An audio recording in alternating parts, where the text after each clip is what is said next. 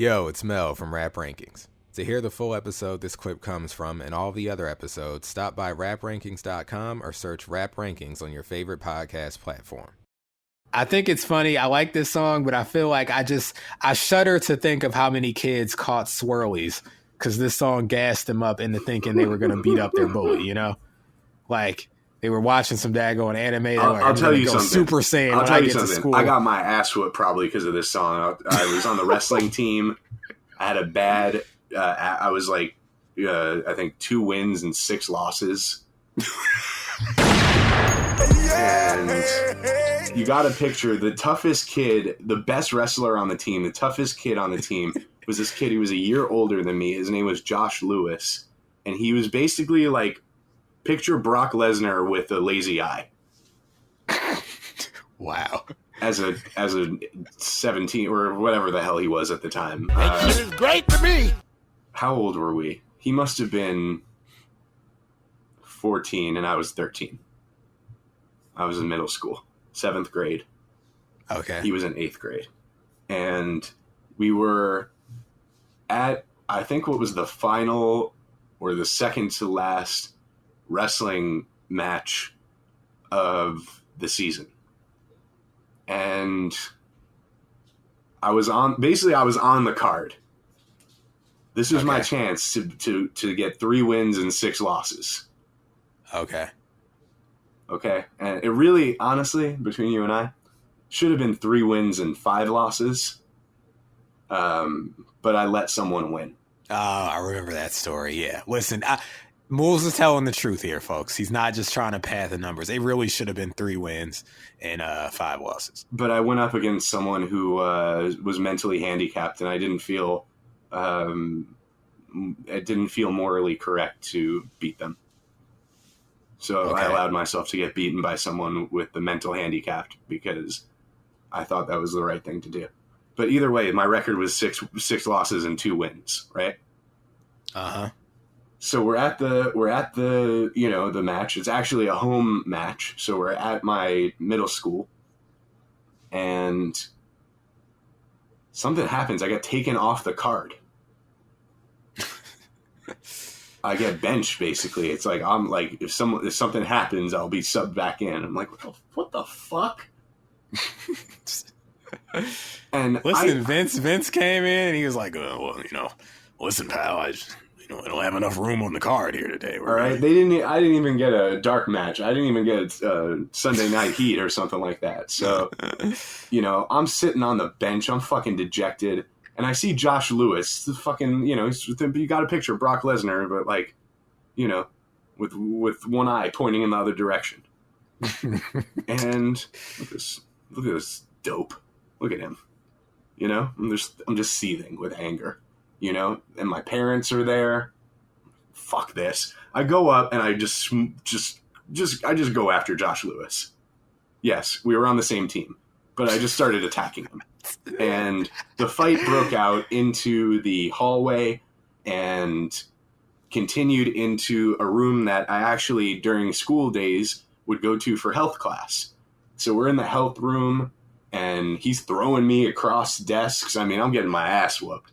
And I'm a soldier, I'm a soldier, and I'm getting my ass whooped. I'm also thinking,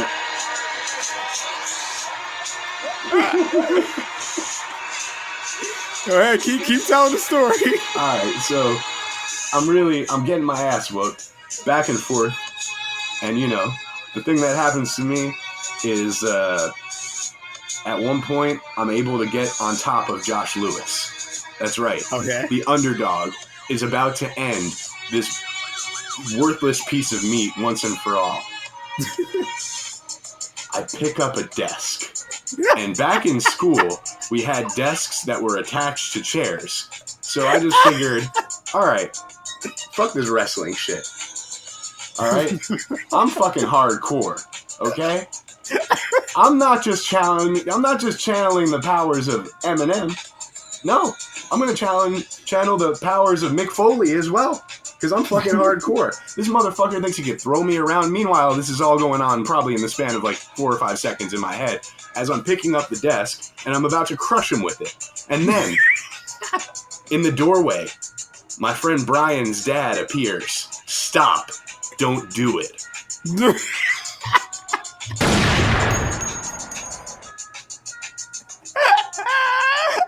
I lower the desk chair thing to the ground.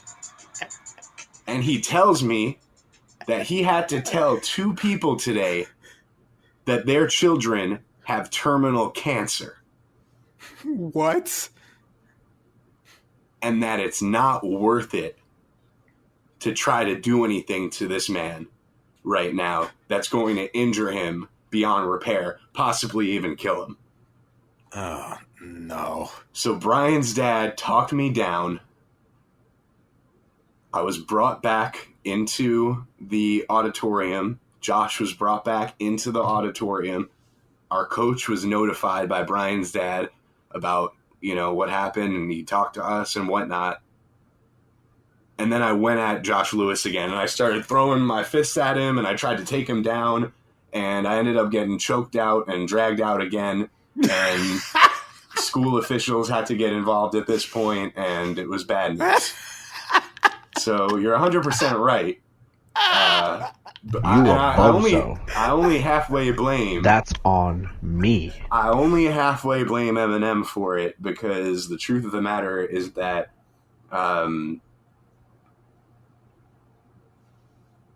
actually thinking about it, I can't blame Eminem for this at all. Wow. So this whole story was told for nothing. I guess so, because I'm thinking if I was in 7th grade and this dude must have been in 8th grade because he's a year older than me, then that must have been at the earliest the year 2000, because I wasn't in high school until 2001. So what had me so charged up? It must have been that wrestling. It just must have been that wrestling. And listen, I was listening to Eminem at the time. Maybe I was on my Slim Shady shit. But yeah, I must not have been listening to this album at the time because it didn't exist. So Moulz, I was a soldier before soldier. I was a soldier before soldier, but I just told people I got my ass beat twice for no reason. For no reason.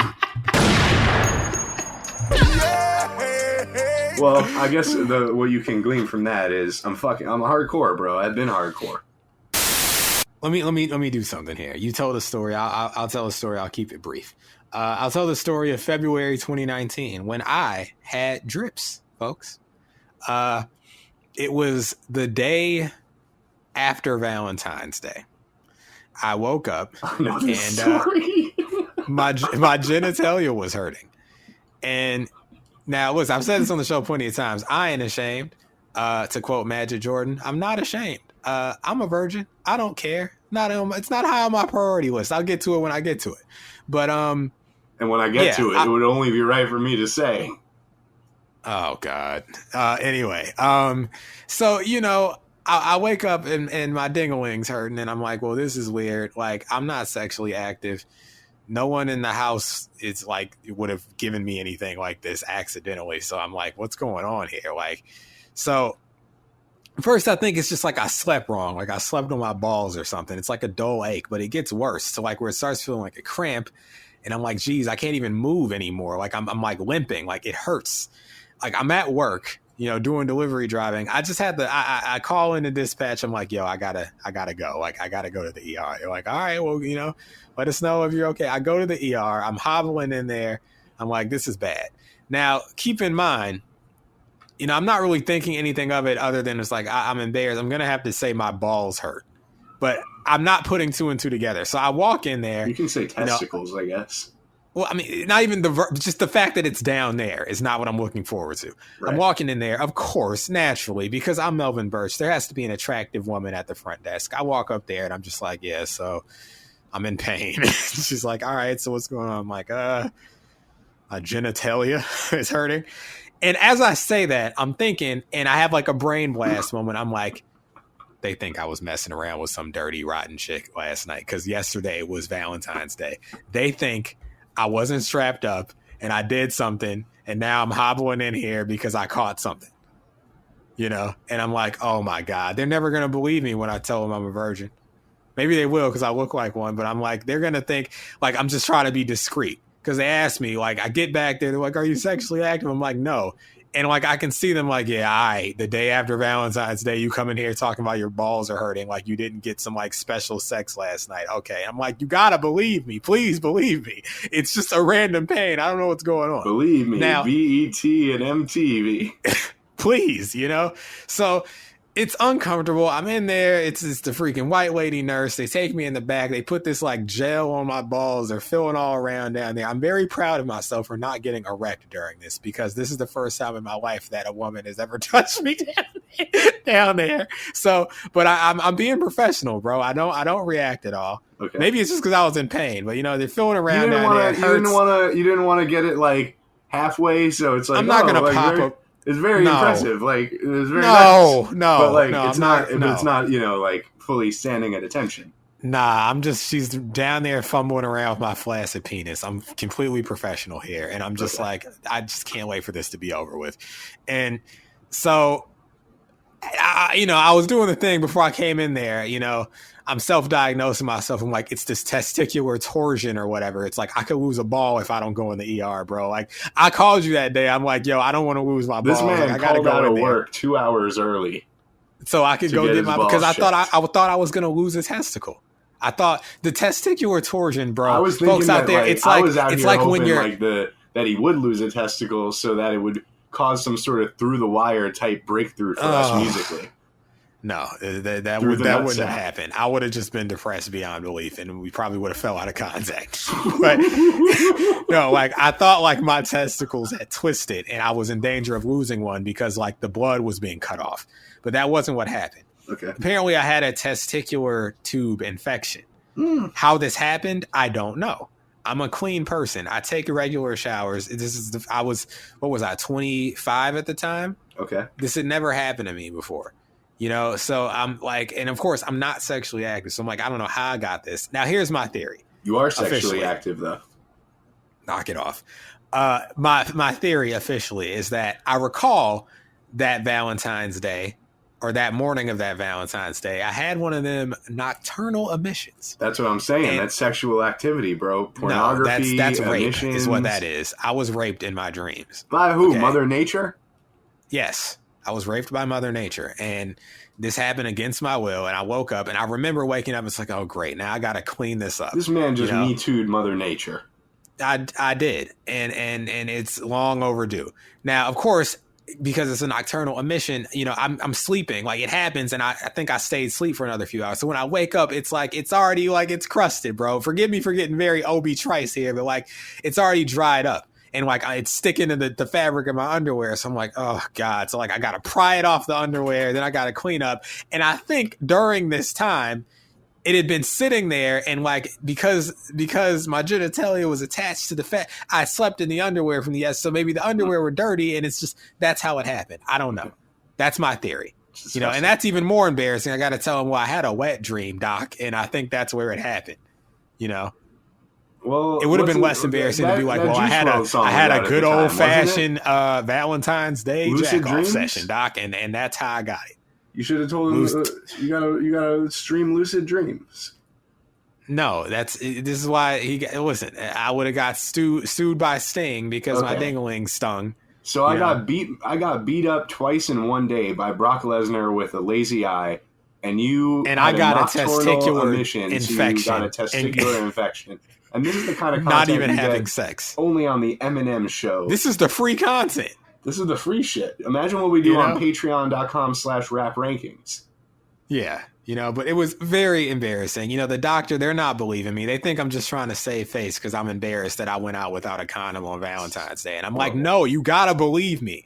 I mean, the truth is more embarrassing. But like, you gotta understand me. I'm not active. This is a freak accident. But why were you so upset about the fact that they might mistake you for someone who has sex? Because then they think I'm irresponsible, and I can't have that. I'm not going out here not strapped. To quote my man Jack Harlow, I'm drinking water and wearing protection. All right, I wouldn't be out here like that. So anyway, that was the story of when Mel got drips. They gave me some antibiotics. So that's why you gave it a 6, because you could relate to the song. Yeah, well, no, that's not why I got a 6. I got a 6 because I can sit through it. It's gross, but I don't actively dislike it. It's just stupid to me. Okay. But yeah, I'm recovered. So girls, if you're trying to take my virginity, it's all right. I'm clean now. Let's move on. Yo, it's Mel from Rap Rankings. To hear the full episode this clip comes from and all the other episodes, stop by raprankings.com or search Rap Rankings on your favorite podcast platform.